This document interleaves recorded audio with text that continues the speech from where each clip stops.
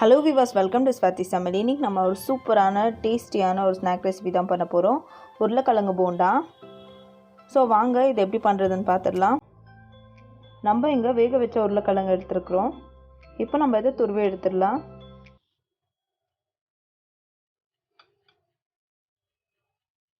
இது வேணும்னா நம்ம மஸ்டி எடுத்துக்கலாம். நான் இங்கே துருவி எடுத்துக்கிறேன்.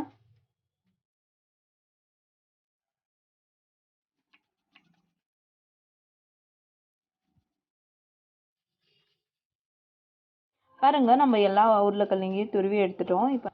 இப்போ நம்ம உருளைக்கிழங்கு போண்டாக்கு ஸ்டஃபிங் ரெடி பண்ணி எடுத்துடலாம். இப்போ ஒரு கடாய் எடுத்துக்கோங்க. கடாயில் நம்ம தேவையான அளவு எண்ணெய் ஆட் பண்ணிடலாம்.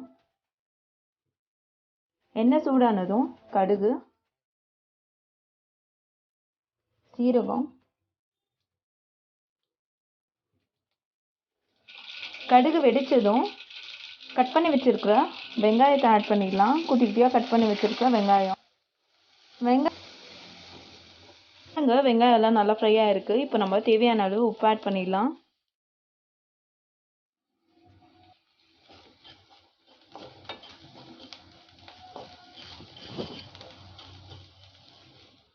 இப்போ நம்ம இது கூடவே குட்டி குட்டியாக கட் பண்ணி வச்ச பச்சை மிளகாவை ஆட் பண்ணிடலாம்.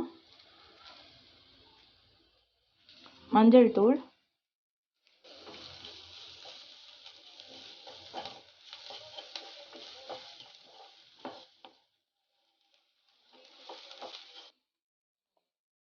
காரத்துக்கு ஏற்ப மிளகாய்த்தூள் ஆட் பண்ணிக்கோங்க.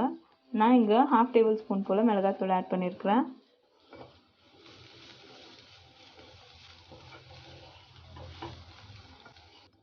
இப்போ நம்ம கருவேப்பிலையை ஆட் பண்ணிடலாம். இது கூடவே நம்ம வேக வச்சு துருவி வச்ச உருளைக்கிழங்கு ஆட் பண்ணிடலாம்.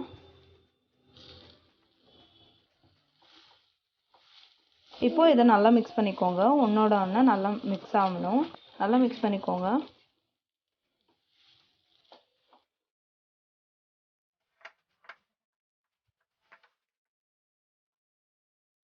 பாருங்க, எல்லாமே நல்லா ஒன்றோட ஒன்றா மிக்ஸ் ஆகிருக்கு. இப்போ நம்ம ஸ்டவ் ஆஃப் பண்ணிவிட்டு இது மேலே மல்லி இலை தூவி இதை ஆற விட்டுடலாம்.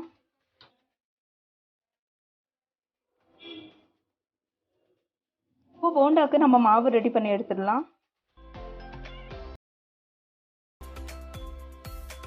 நம்ம இந்த கரண்டியில் எடுத்துருக்குறோம். ஒரு குழி கரண்டி அளவு கடல மாவு எடுத்துருக்குறோம். இப்போது ஒரு குழி கரண்டி அளவுக்கு அரிசி மாவு இதில் ஆட் பண்ணிடலாம். ஒரு குட்டி குழிக்கரண்டி தேவையான அளவு உப்பு அதிகமாக ஆட் பண்ணிடாதீங்க. நம்ம ஆல்ரெடி ஸ்டஃபிங்காக உப்பு ஆட் பண்ணியிருப்போம். ஸோ உப்பை பார்த்து ஆட் பண்ணிக்கோங்க.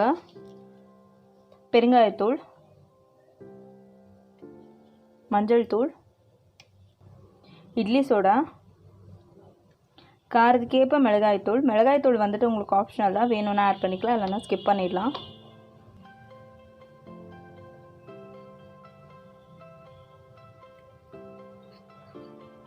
இப்போ நம்ம கொஞ்சம் கொஞ்சமாக தண்ணி ஆட் பண்ணிவிட்டு ஒரு ஃப்ரீ ஃப்ளோயிங் கன்சிஸ்டன்சிக்கு இட்லி மாவு பதத்துக்கு கட்டியான பதத்துக்கு மிக்ஸ் பண்ணி எடுத்துடலாம்.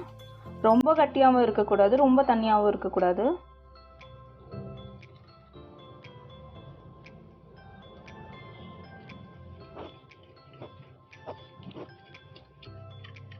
பாருங்கள், கட்டி இல்லாமல் ஒரு கட்டியான பதத்துக்கு மிக்ஸ் பண்ணி எடுத்துட்டோம். ரொம்ப கட்டியாகவும் இருக்கக்கூடாது, ரொம்ப தண்ணியாகவும் இருக்கக்கூடாது. இந்த கன்சிஸ்டன்சி இருந்தால் போதும். நல்லா ஆறிடுச்சு. இப்போ நம்ம இதை உருண்டை பிடிச்சி எடுத்துடலாம். ஒரு எலுமிச்சை பழ சைஸுக்கு உருண்டை பிடிச்சி எடுத்துக்கோங்க.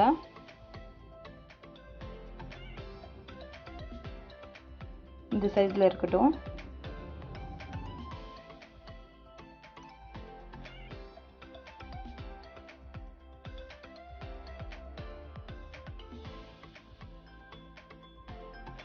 எல்லாம் உருளைக்கிழங்கையும் உருண்டை பிடிச்சி எடுத்துட்டோம். இப்போ நம்ம இதை மாவில் போட்டு டிப் பண்ணி சூடான எண்ணெய்க்குள்ளே போட்டு பொரிச்சு எடுத்துடலாம்.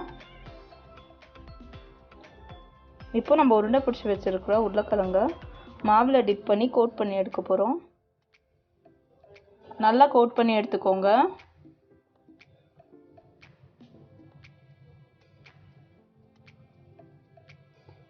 பாருங்கள், எண்ணெயும் சூடாயிடுச்சு.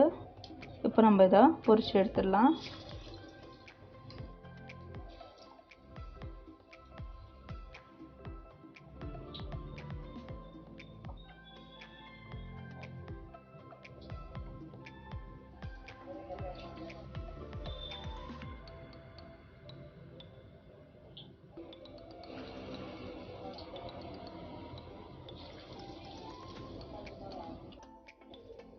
நல்லா பொரிஞ்சு வரட்டும்.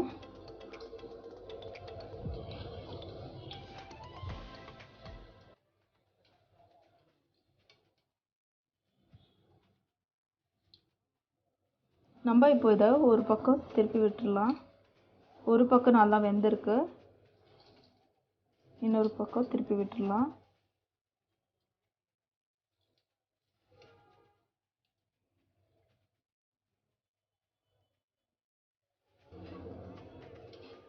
பாருங்க நல்லா ஃப்ரை ஆகிடுச்சு. இப்போ நம்ம இதை எடுத்து மீதி இருக்கிறதையும் இதே மாதிரி செஞ்சு எடுத்துடலாம்.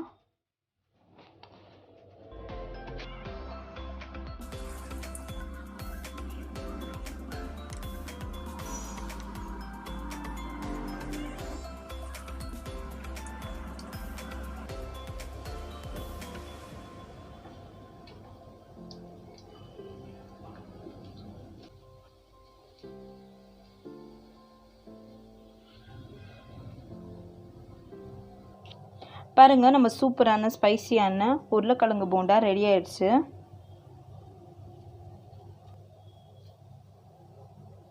பாருங்கள் இப்போ நம்ம இதை டேஸ்ட் பண்ணிடலாம். டேஸ்ட் பண்ணுறதுக்கு முன்னாடி நம்ம சேனலை புதுசாக பார்க்குறீங்க லைக் பண்ணுங்கள், ஷேர் பண்ணுங்கள், சப்ஸ்கிரைப் பண்ணுங்கள், மறக்காம கமெண்ட் பண்ணுங்கள். தேங்க்யூ.